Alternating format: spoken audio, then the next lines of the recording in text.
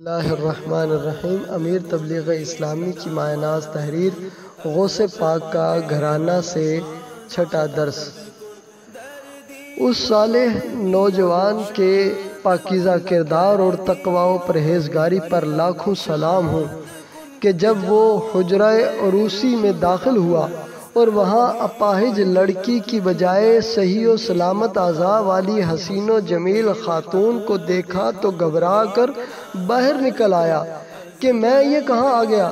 مجھے تو بتایا گیا تھا کہ میری ہونے والی بیوی آنکھوں سے اندھی، کانوں سے بہری، ہاتھوں سے لنجی اور پاؤں سے لنگڑی ہے، جبکہ یہاں تو معاملہ اس کے برعکس نظر آ رہا ہے۔ چنانچہ وہ ڈر گیا کہ کہیں یہ کوئی غیر عورت نہ ہو، تو اس صالح نوجوان نے اس خاتون کی طرف دوبارہ نظر اٹھانا تو دور کی بات وہاں ٹھہرنا بھی گوارا نہ کیا، کیونکہ شریعت مطہرہ نے غیر عورت کو تاکنے اور اس کے ساتھ تنہائی میں وقت گزارنے سے سختی سے منع فرمایا ہے۔ لہٰذا وہ صالح نوجوان فی الفور کمرہ عروسی سے باہر نکل آیا۔ سبحان اللہ۔ اے محترم بھائی اور بزرگوں، غور فرمائیے، اس صالح نوجوان کے دل میں خوف و خشیت کبریاء جل جلالہ اور دولت تقوی اور احکام شریعت کی پاسداری کس قدر جاگزی تھی۔ افسوس صد افسوس، آج کے اکثر مسلمان نوجوانوں کا کردار اس کے بالکل برعکس دکھائی دیتا ہے۔ صد آج کا نوجوان گلی بازاروں میں، دفتروں اور اسپتالوں میں چھٹی کے وقت لڑکیوں کے اسکول و کالج کے دروازوں کے سامنے، شادی ہالوں اور پارکوں میں عورتوں کو تاکنے جھانکنے میں مشغول نظر آتا ہے۔ آج کے نوجوان کی نظر میں غیر عورت کے ساتھ گل مل جانا اور تنہائی میں ان کے ساتھ گھنٹوں وقت گزارنا معیوب نہیں ہے۔ وہ فلم و ڈراموں کا شوقین اور انٹرنیٹ پر گندی ویب سائٹ دیکھنے کا دل دادا ہے۔ افسوس صد افسوس، آج کل ایسے عیاش مرد بھی کم نہیں ہیں جو بدکاری کے جرم عظیم میں مبتلا ہوتے ہیں، بلکہ کئی ایک تو ایسے ہیں جو لڑکیوں کو اغوا کر کے ان کی عزت سے کھیلتے ہیں، بلکہ آج کل اجتماعی طور پر بدکاری کے واقعات بھی اخباروں کی زینت بنے ہوئے ہیں۔ العیاذ باللہ تعالی۔ اور اس پر مستزاد یہ کہ اپنے اس بگڑے ہوئے کردار پر انہیں کوئی ندامت و شرمندگی ہے، نہ توبہ استغفار کا معاملہ، خدائے ذوالجلال والاکرام کی ناراضی کا خوف ہے، نہ آخرت بگڑنے کا خیال۔ ہر وقت غفلت کا بستر بچھائے، غفلت کا تکیہ لگائے، غفلت کی چادر اوڑھے، غفلت کی نیند سوئے رہتے ہیں۔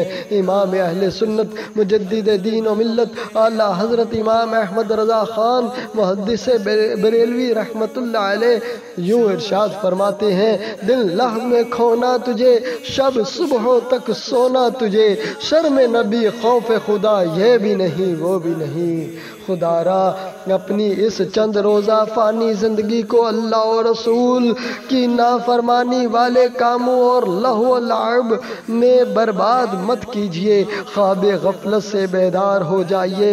یاد رکھیے، عن قریب موت کا فرشتہ ہمیں آ دبوچے گا، پھر ہماری ایک نہ چلے گی اور دیکھتے ہی دیکھتے ہم دار فانی سے ملک باقی کی طرف کوچ کر جائیں گے۔ پھر ہمارے عزیز و اقارب ہمیں غسل دے کر، کفن پہنا کر اور ہماری نماز جنازہ ادا کر کے ہمیں منو مٹی تلے تنگ و تاریک قبر میں تنہا چھوڑ کر آ جائیں گے۔